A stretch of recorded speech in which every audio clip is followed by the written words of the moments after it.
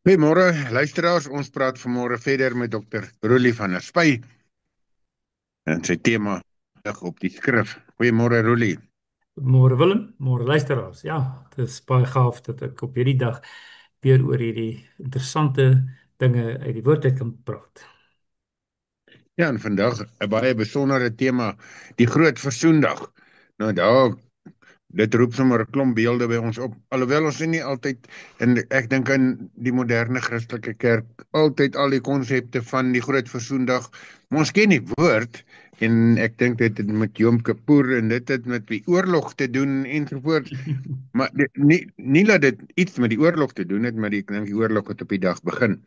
So, Roelie, as jy met ons praat oor die Groot Versoendag, dan, jy weet, vir ons as gelowiges, Nuwe Testamenties gelowiges, kom ons sê, maak dit 'n klomp goeders los, jy weet, klomp gedagtes, maar dit laat ons eintlik verward rondtas, want ons weet nie presies waarheen om te gaan nie. Ja, So, wat wil jy ons leer oor die Groot Versoendag? goed, kan ek gou net 'n vinnige verwysing na jou vraag gee en ek gaan net nou weer daarvan Ja. verder daarby kom. En in Hebreërs 9 staan daar baie duidelik dat Jesus Christus self die hoëpriester is wat met sy eie bloed in die allerheiligste ingegaan het om vir ons, actually vir die volk versoening te doen, staan dit daar. So ja, luisteraar, die Christus het hierdie groot versoendag uitgeoefen, kom inoefen, gedoen. En dit staan baie duidelik in die skrif. So dis wat ek van tevore ook gesê het. Hierdie is nie Joodse feeste nie. Dis die feeste van God vir die volk van God, vir sy kinders. En ons het deel daarvan en ons verstaan op 'n beter of 'n slegtere manier hoe dit vir aan ons tot toegepas kan word, op ons toegepas kan word as Nuwe Testamentiese gelowiges. Maar daaroor wou ek dit graag net noem dat Christus self hierdie groot versoendag kom vervul het, dit volgens Hebreërs 9. Ons gaan nou weer daarna toe gaan. Ja, my tema En is dankie Roelie dat jy dit doen, want dit vat 'n deel van ons fondasie weg en eintlik word ons Nuwe Testamentiese evangelie regtig verskraal deur 'n onkunde vanuit die Ou Testament, en deur hierdie kennis by te kry, gee dit vir ons definitief 'n baie beter verstaan hoe God met die volk, en ons is vandag die volk van God, werk en wil hê dat hy gekoester en nader getrek moet word aan hom. ja. So asseblief. Ja Willem, ek wil eintlik sommer net daarop ook sê, dankie vir die luisteraar wat 'n bietjie geantwoord het en gesê het presies dit wat jy nou gesê het. Dis hoekom ek dan gedink het. Dis vir haar was dit ook baie wonderlik en leersaam om te sien hoe hierdie Ou Testament eintlik die Nuwe Testament verryk. En ek bid so dat dit mag gebeur met die praatjies. En wat ek elke keer sê ook, ek moet dit gaan instudeer en ek leer self meer en ek kom meer en meer agter self hoe hierdie goed in mekaar steek. Ek as Nuwe Testamentiese gelowige. Ja. Nou ja, my tema vir die dag is die Groot Versoendag, die fees wat nie 'n fees is nie. Nou hoekom sou ek dit nou sê? Die fees wat nie 'n fees is nie. Ehm julle onthou seker nog as ek net vinnig kan teruggryp en opsomming gee van die feeste wat daar is. Daar's 7 feeste. En ons het reeds gepraat oor Paasfees. Nou as ons van Paasfees praat deesdae, dan bedoel ons eintlik 3 feeste. Dis die Paasfees, die fees van ongesuurde brode en die fees van die eerste vrugte of die eerstelinge. Daai 3 is al 3 die Paasnaweek. Dis basies in vandag se terme die Vrydag, die Saterdag en die Sondag. So dis die eerste 3 feeste. En Christus het daai feeste presies vervul. En dan 50 dae later is die fees van die weke, die Shavuot. Maar ons het 50 dae later as Nuwe Testamentiese gelowiges Pinksterfees. Die Heilige Gees is uitgestort. So ons sien dat God deur Christus en sy kerk die eerste 4 feeste perfek tot op die dag en datum vervul het. En nou kom ons by die laaste 3 feeste.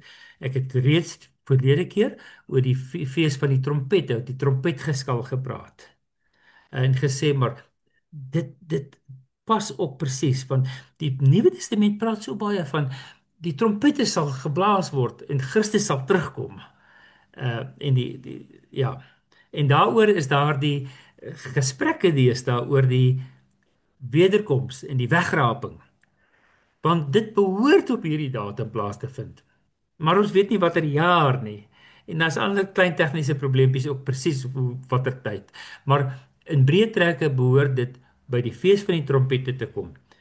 Nou, wat gebeur gewoonlik by die trompette? Trompette blaas om ons wakker te maak en ons gereed te maak. Vir wat? En dis die volgende fees wat dan nou sopas uh plaasgevind het op as ek reg het op 2 Oktober op ons kalender, maar ek sal nou op die oor die Joodse kalender praat. Dis die groot versoendag. So die trompette blaas en ons moet wakker skrik en ons kry 10 dae lank om ons self gereed te maak. En dan kom ons dan by die laaste fees. As ons dan gereed was en versoening van God gekry het, dan gaan ons saam met God bly in die tabernakel, in die hutte, die shacks, die blyplekkies, die huisies by die hittefees. So dis hoe die goed aan mekaar steek. Ja, dis maar baie, maar luisteraar, as jy regtig bietjie meer wil weet, rustiger wil kyk, gaan na my YouTube kanaal toe. Gaan kyk maar net onder my naam Roelie van der Spy en jy gaan hierdie video daar kry en ek het 'n mooi skermpie om hierdie datums se goeders daar uiteen te sit. Maar ek het gesê ons praat vanoggend oor die groot versoening vir die volk. Nou wil ek vra, was daar 'n klein versoening wat vir nie die volk was nie? As ons dan van die groot versoening praat, moes daar tog 'n klein versoening gewees het. En die groot versoening is vir die volk, toe die klein versoening moes vir nie die volk gewees het nie. Miskien vir die gelowiges, die individuele gelowiges.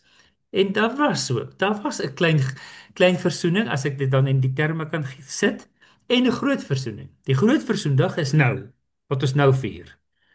Maar die klein versoening, as ek dit so mag noem, is die versoening wat by Paasfees plaasgevind het. By Paasfees het Christus gesterf en versoening bewerk. En die gelowiges het individueel dit aanvaar, hulle offers gebring en hulle is versoen met God. Maar nou, by die groot versoening, word daar versoening gedoen in die allerheiligste deur die hoëpriester vir die hele volk. En dit word nog al 'n paar keer uitgelig. So daarom dink ek word daar gepraat van die groot versoendag en dan wat ek dan tong in die kies noem die klein versoening wat dan by Paasfees plaasgevind het. Hmm. Ja, baie interessant. Ja, nou waar kom ek aan al die goed en waar kry ek die datums? Nou die datums is baie interessant. Het die laaste feeste, hierdie laaste 3 is 1 Tishri, 10 Tishri en 15 Tishri. In die Bybel in Levitikus 23 staan daar die eerste van die 7de maand, die 10de van die 7de maand en die 15de van die 7de maand. Nou toevallig is die eerste van die 7de maand is ook dan Rosh Hashanah of die nuwe jaar vir die Jode. Maar dit is nie eintlik 'n Bybelse fees nie, dit is maar meer 'n Joodse openbare fees. So Willem, luisteraars, blaai saam met my na Levitikus 23. Levitikus 23 van vers 23 af. En hier gaan ons dan lees oor die datums van hierdie 3 laaste feeste. Ek lees Levitikus 23 van vers 23 af. Die Here het vir Moses gesê: "Sê vir die Israeliete: Die eerste dag van die 7de maand moet vir julle 'n buitengewone Sabbat wees. 'n Herdenkingsdag, aangekondig met geskal." So dis hierdie trompetgeskal. 'n Heilige byeenkoms. Julle mag geen gewone werk doen nie en julle moet 'n offergawe vir die Here bring. So eerste van die 7de maand, die fees van trompette. Dan staan daar vers 26. Die Here het vir Moses gesê: "Onthou net, die 10de van hierdie maand is die dag van versoening. Julle moet 'n heilige byeenkoms hou. Julle verootmoedig en vir die Here offergawe aanbied. Julle mag nie enige werk op die bepaalde dag doen nie, want die dag van die versoening, want die dag is die dag van die versoening om vir julle voor die Here julle God versoening te doen." Ja, Enige persoon wat hom nie op hierdie bepaalde dag verootmoedig nie, moet sy volk uit sy volk verwyder word. Nou hierdie verootmoediging, die Hebreëse woord het die mense ook laat dink aan om te vas. Ek verootmoedig my, ek gee myself oor, ek dien God op 'n besondere manier. En daaroor word hierdie dag ook die vasdag genoem. Die dag van verootmoediging of die dag van vas. Uh goed. Vers 30. En enige persoon wat enige werk doen op die bepaalde dag, ek sal daardie persoon uitwis uit die geleedere van sy volk. So dis 'n baie ernstige vermaaning oor dit wat nie gedoen mag word op die groot versoendag nie. Geen werk mag julle doen nie. Dit is 'n vaste voorskrif vir altyd vir julle geslag wat ekskuus. Dit is 'n vaste voorskrif wat vir altyd vir julle geslagte geld, waar julle ook al woon. Vir julle is dit 'n buitengewone Sabbat. Nou hierdie woorde in Hebreëus is 'n bietjie moeilik. Daar staan letterlik in Hebreëus dit is vir julle 'n Sabbat van die Sabbate. Dis die Sabbat van die Sabbate. Dis 'n buitengewone Sabbat. En julle moet julle die aand van die 9de van die maand verootmoedig. So die vorige aand moet julle vir jou verootmoedig van die Sondag, ag die volgende dag is dan die fees, die dag van die versoening. Julle moet van onder tot sononder julle Sabbat vier. So hierso staan, dit moet vir julle 'n buitengewone Sabbat wees, 'n dag van verootmoediging. En dan die derde fees is in vers 33. Die Here het vir Moses gesê: "Sê vir die Israeliete op die 15de dag van hierdie 7de maand is dit die hittefees. 7 dae lank tot eer van die Here." Ja. So ons sien dan hier's 'n fees van trompette en hier's 'n hittefees. Maar die middelste een, die groot versoendag, word nie as 'n fees beskryf nie. Daar staan, dis 'n dag van verootmoediging. Dis die Sabbat van alle Sabbate. Dis 'n dag wat geen werk gedoen mag word nie. En daarom het ek in die begin gesê, dis 'n fees wat eintlik nie 'n fees is nie. Want daar's 7 Joodse feeste en eintlik word almal feeste genoem, behalwe hierdie een. Hierdie een word nie as 'n fees beskryf nie, maar word as 'n dag van ootmoediging beskryf. Ek dink voor ons aangaan, moet ons dalk miskien net 'n kort breek neem, dan kan ons nou weer terugkom.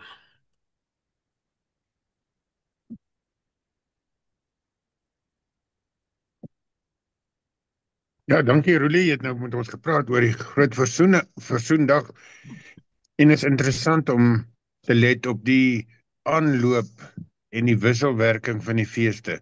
Aan die een kant klink soos dit verskillende feeste, maar aan die ander kant is dit een patroon wat die Here se betrokkenheid by die volk en by die individu vir ons duidelik maak. Vertel ons verder van die groot versoendag. Ja, soos ek gesê, dis nou die datums, die 1ste, die 10de en die 15de. En hierdie middelste dag is dan eintlik nie 'n feesdag nie, maar dis 'n dag van verootmoediging.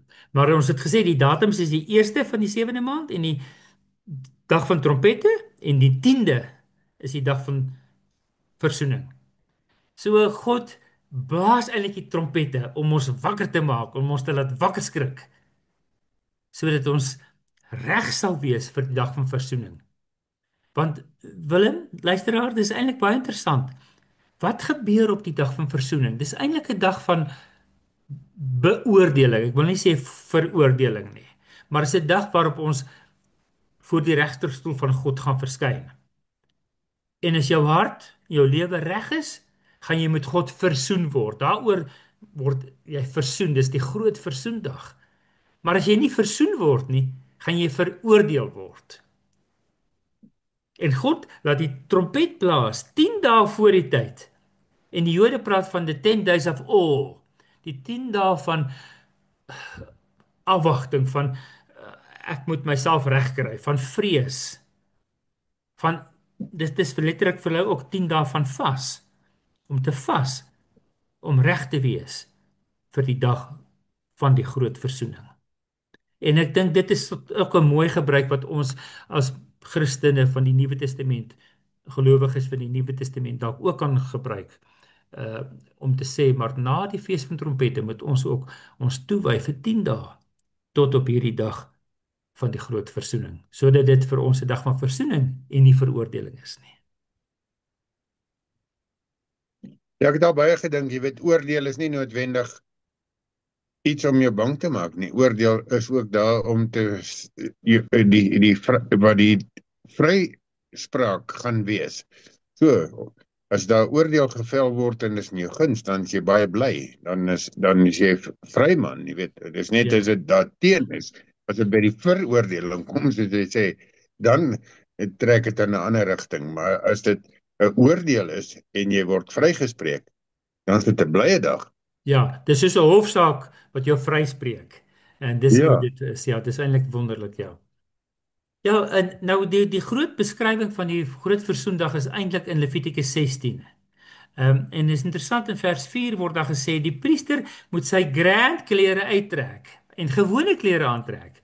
Want hy kan nou nie as iemand besonders nie, maar hy is ook maar 'n sondaar. En hy moet as sondaar priester moet ek sê, dan basies vir homself offer. Vers 6 sê hy offer dan die eerste bul vir homself as sondofferbul, sodat as hy dan gereinig is, dan kan hy werk as hoëpriester en dan die bok wat vir die volk geoffer word kan offer. Daar word twee bokke gebring en hulle werk die loetjies. Een bok word dan geslag as die bok vir die versoening en die een bok is die sondofferbok wat die sonde wegneem in die woestyn in vir Azazel. So dis die twee bokke. Maar is interessant dat hierdie priester as 'n doodgewone sondige mens vir homself moet versoening doen sodat hy kan rein word, anderste kan hy nie die versoening bewerk nie. En ons sal sien hoe mooi pas dit dan ook op Christus toe. En dan in vers 15 staan daar wanneer Aaron die bokram slag wat as sondoffer vir die volk bedoel is, moet hy die bloed agter die voorhangsel moet hy met die bloed agter die voorhangsel ingaan en daarmee doen soos hy gedoen het met die bloed van die bul. Vers 16. Hy moet die allerheiligste reinig om die onreinhede van die Israeliete van hulle oortredinge van al hulle sondes. Hy moet die tent van ontmoeting ook op dieselfde manier reinig, want dit staan by die volk met alle hulle onreinhede. So selfs die tabernakel moet rein gemaak word sodat die versoening kan plaasvind. Maar is interessant, dis omdat dit by die volk is en daaroor moet daar ook vir die volk versoening gedoen kan word.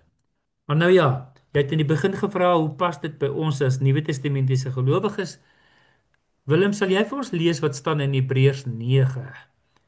Hebreërs 9 van vers 6 tot 12. Bietjie langer stuk, maar dis baie interessant om te sien nou dat ons 'n bietjie meer gehoor het van die versoening deur die hoëpriester op die groot versoendag. Lees asseblief vir ons Hebreërs 9 van vers 6 af. Met die ding is so ingerig, het die priesters gereeld die voorste gedeelte van die verbondstent binne gegaan om die dienste te verrig. Maar in die agterste gedeelte het alleen die hoëpriester ingegaan. Goed, wat is En die dit net agterste een keer. Wat is die agterste gedeelte? Die heilig en die allerheiligste. Dis die allerheiligste deel, ja. Goed, gelees maar weer vers 7 asseblief. En dan nie sonder bloed nie, om vir homself te offer en vir die sondes wat die volk onwetend gedoen het. Hiermee maak die Heilige Gees duidelik dat die pad na die allerheiligste toe nie oop is solank as die voorste gedeelte van die verbondstent bestaan nie. Dit wys alles vooruit na die huidige tyd waarin offergawes en diereoffers gebring word wat nie vir die een wat dit bring 'n volkome skoon gewete kan gee nie. Dit het net betrekking op voedsel, drank en 'n verskeidenheid reinigingsgebruike. Dit is voorskrifte wat slegs die uiterlike raak en wat opgelees tot die tyd dat God 'n beter orde sou instel. Maar Christus het gekom as hoëpriester van die weldade wat nou verwesenlik is. Hy dien in die verbondstent wat groter en volmaakter is en nie deur mense gemaak is nie. Dit wil sê, wat nie tot hierdie wêreld behoort nie, maar sy eie bloed en nie die van bokke en kalvers nie, het hy net eenmaal die heiligdom binne gegaan en 'n ewige verlossing tot stand gebring. Ja, dit is vir 'n fantastiese stuk hierdie, né? Want Christus gaan nou in die hoëpriester gaan nou in die allerheiligste gedeelte in. En dit werk net so lank die twee dele nie bestaan nie, né? Onthou wat het met Christus se kruisiging gebeur? Die voorhangsel wat die skeiding tussen hierdie twee dele is geskeur. Christus het weggevat. En dan, wat moes die priester doen? Die hoëpriester om die versoening te kan bewerk. Hy moes eers vir homself offer dat hy rein geword het, sodat hy kan offer. Christus het homself geoffer om rein te word en nou kan hy vir ons offer om ons rein te maak. En Christus het sy eie bloed laat vloei om dit volmaak en volledig vir altyd tot stand te bring. So Christus pas dit so perfek hierdie versoening wat hy dan doen as hoëpriester en as lam. Dit is al 'n ander interessantheid nê, dat Christus die Hmm. lam is en die hoëpriester. Ja, luisteraars, nou dat ons gehoor het hoe Christus so mooi in hierdie groot versoendag inpas. Kom ons vat 'n kort onderbreking, dan vertel ek vir julle ook van ander plekke waar hierdie groot versoendag in die Nuwe Testament genoem word. Tot net nou. Goeiemôre. Goeiemôre, ons is terug. Uh Ja, Goeiemôre. dankie Roleen, dankie dat jy dit so mooi verduidelik. Jy weet, en ons het nou 'n bietjie asem geskep. Maar eintlik is daar soveel fasette wat jy nog kan verduidelik. So, ons gaan jou onmiddellik in die woord stel dat jy vir ons verder verduidelik hoe dit vir ons veral van toepassing is op ons as gelowiges wat veral uit die Nuwe Testament leef en miskien verskraal en leef net vanuit die Nuwe Testament. Ja, Willem, dit is eintlik baie goed dat jy dit so stel. Want die vraag is altyd, is dit Joodse feeste? Ja, maar ook nee. Dis eintlik God se feeste vir die volk van God, vir die Hmm. gelowiges. En ons sien dan hoe die fees ook op 'n ander plek voorkom in die Nuwe Testament. Nou met my vertaalspan nou die dag het ons uit Handelinge vertaal. Ons is nou al by Handelinge 27. En dit gaan hier van Handelinge 25 26 vir Paulus wat gevange geneem word en voor koning Agrippa verskyn en dan sê hy maar hierdie Jode kla hom sommer aan vir nonsens.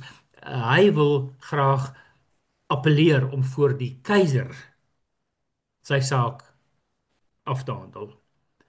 En dan stuur hulle vir Paulus en 'n paar ander gevangenes per boot van Jerusalem af Rome toe.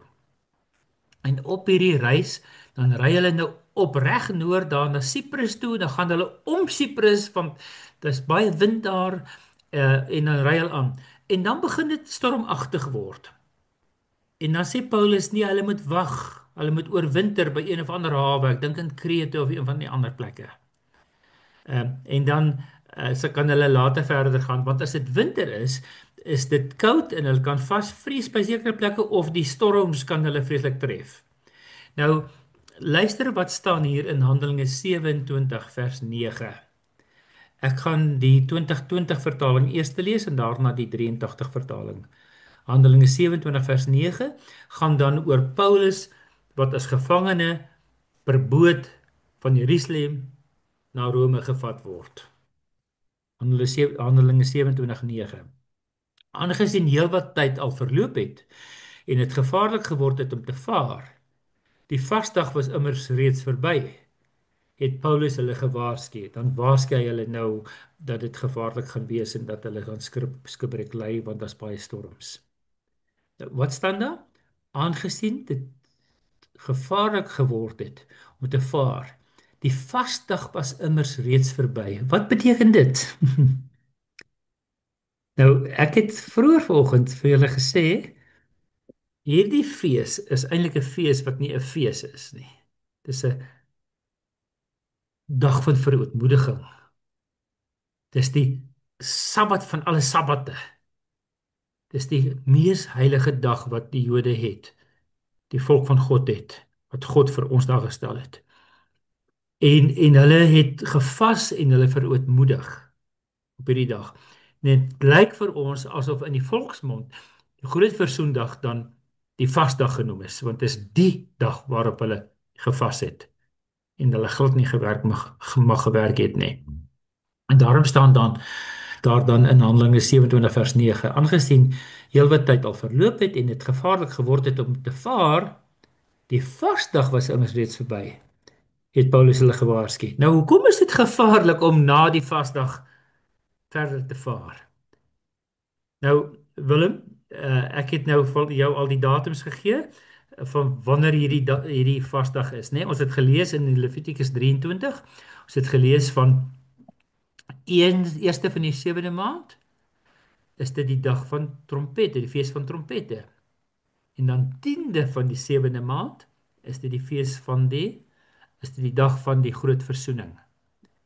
En hierdie jaar 2025 het die fees van die trompette op 23, 24 September geval. En 10 dae later is nou al hier by 2 Oktober.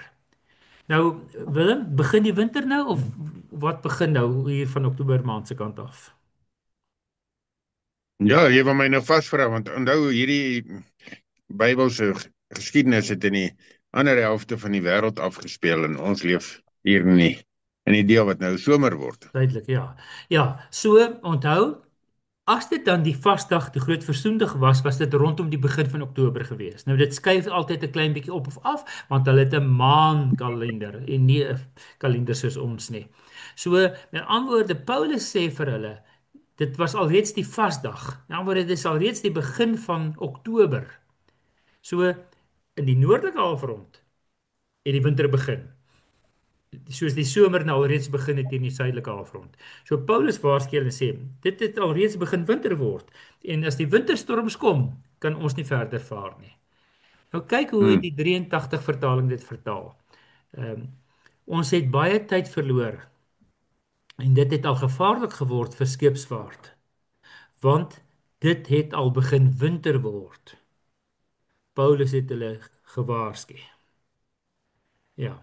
So die 83 vertaling het hierdie konsep vir ons duidelik gemaak deur te sê dit het al begin winter word. Maar dis al hier in Oktober maand, die winter het gekom en as die winter kom, dan is dit gevaarlik. En as mens nou later in hierdie selfde hoofstuk Handelinge 27 lees, dan lees mens dan sê die winterstorms het hulle kwaai teruggedruk en dit was baie gevaarlik en op die ou end het hulle skipbreek gelei omdat die winterstorms Hmm. hulle gevang het. Ja, ja. Maar die Hmm. oorspronklike Griekse teks is soos die 2020 wat sê dit was al reeds verby die vasdag gewees. So 'n baie interessante verwysing dan na die groot versoendag wat dan vir Paulus 'n bekende dag van verootmoediging was. So, dis nie net vir Jode van die Ou Testament nie, maar ook vir gelowiges van die Nuwe Testament. 'n Bekende dag van verootmoediging, die dag van die groot versoening. Ja. En ons Ja, moet dit nie vergeet nie, jy weet, die betekenis dat die Here betrokke is by ons deur feeste. En ek wil ook sê, jy weet, ek kom agter dat 'n fees wat het vir ons hierdie betekenis van uitbundig vrolik wees.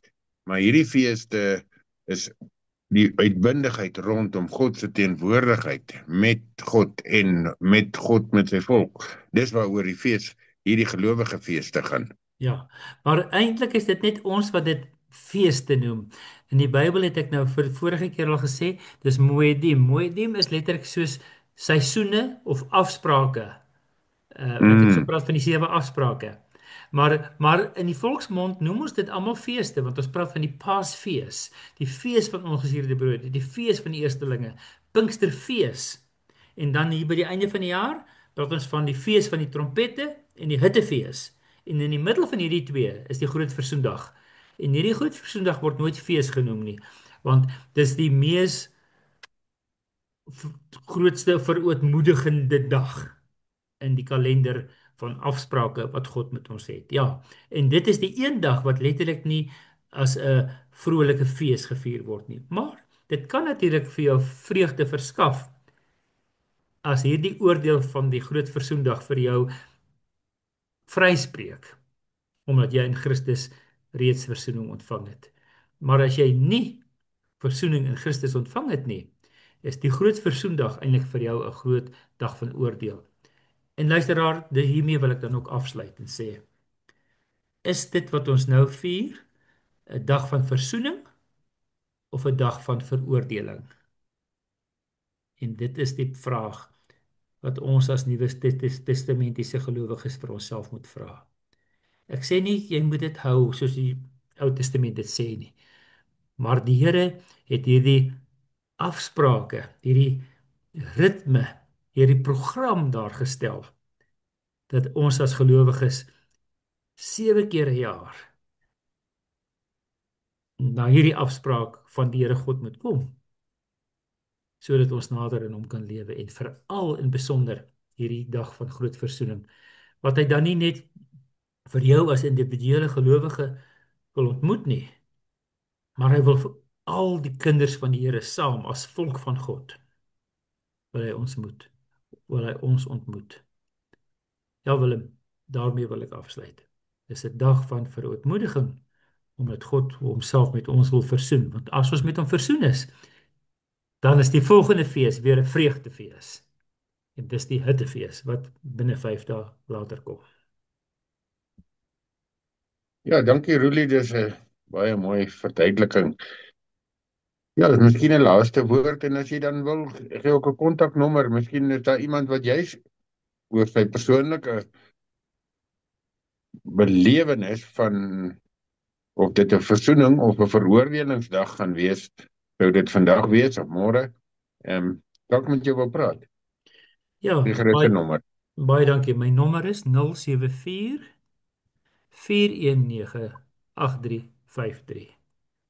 En ek bid regtig dat hierdie fees, hierdie dag wat ons sopas oor gepraat het en herdenk het, die dag van die groot versoening, dat dit letterlik 'n groot versoening vir jou sal wees. Dat jy deel van die volk van God is, wat met God versoen word, sodat jy dan in die vreugde van die hittefees, die fees van die tabernakel kan ingaan, né? Die volgende fees waarvoor ons dan gereed sal wees, is die fees van die tabernakel of die hittefees.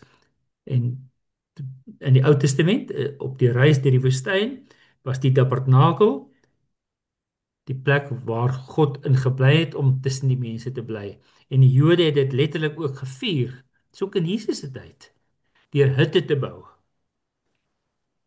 Shacks, hutte te bou, waar hulle dan in bly as herdenking daaraan dat hulle in die woestyn swaar gekry het en God in 'n hut, in 'n skuifbare tent tussen hulle gebly het.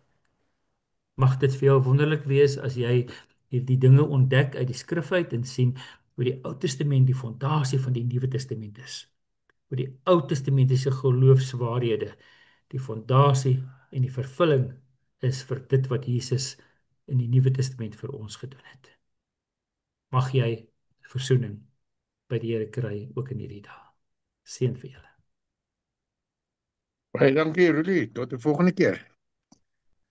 Totsiens, tot 'n volgende keer.